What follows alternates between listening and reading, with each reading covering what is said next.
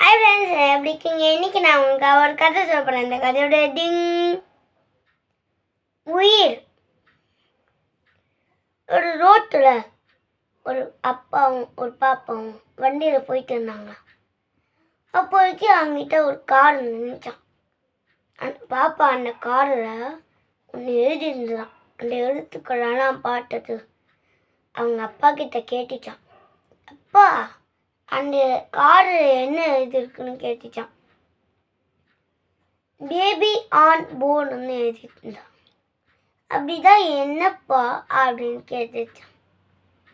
இல்லை, அந்த காரில் பேபி இருக்கா, அதனால பார்த்து ஓட்டணும் நம்மளுக்கெல்லாம் சொல்கிறாங்க. சரின்னு சொல்லிட்டு கொஞ்சம் முன்னால் போய் பார்த்தாங்க. இங்கே ஒரு கார் இருந்துச்சான். அந்த பாப்பா அந்த காரை பார்த்துச்சான். அதில் ஒன்றுமே எழுதலையா. உடனே அவங்க அப்பா கிட்ட கேட்டுச்சான், அப்பா, அந்த காரில் இருக்கும்போது பேபி ஆன் போர்டுன்னு எழுதியிருந்தது.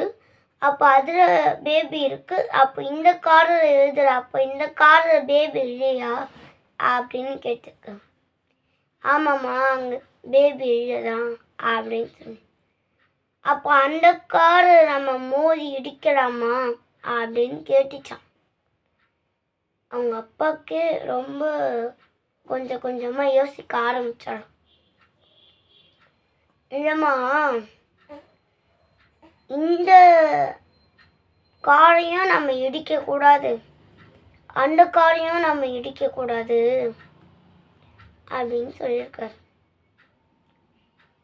அது ஏன்ப்பா, அந்த காரில் மட்டும் எழுதுவாங்களா, இந்த காரில் எழுதலை அப்படின்னு கேட்டார்.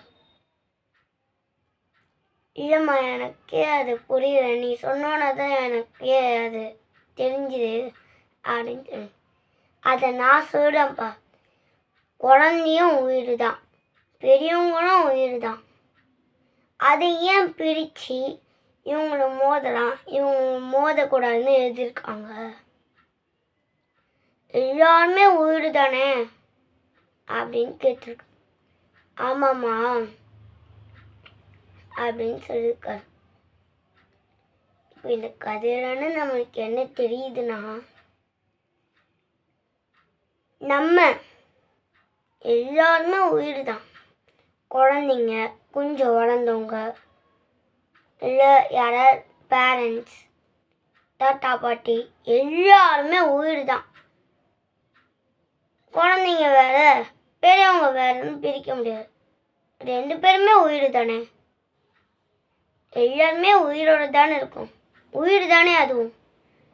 ஏன் அப்படி இந்த இந்த காரில் எழுதாதான், ஆனால் அந்த காரில் மட்டும் எழுதியிருக்கோமா? அப்போது குழந்தை இருக்கிற காரில் நம்ம இடிக்கக்கூடாது, அப்போது பெரியவங்க இருக்கிற காரில் மட்டும் நம்ம இடிக்கலாமா? ஸோ எல்லா காரையும் நம்ம இடிக்கக்கூடாது, எந்த வண்டியிலையும் நம்ம இடிக்கக்கூடாது. இந்த கதை உங்களுக்கு பிடிச்சிருந்தா லைக் பண்ணுங்கள், ஷேர் பண்ணுங்கள், கமெண்ட் பண்ணுங்கள், மறக்காமல் பக்கத்தில் இருக்க பை பாய்.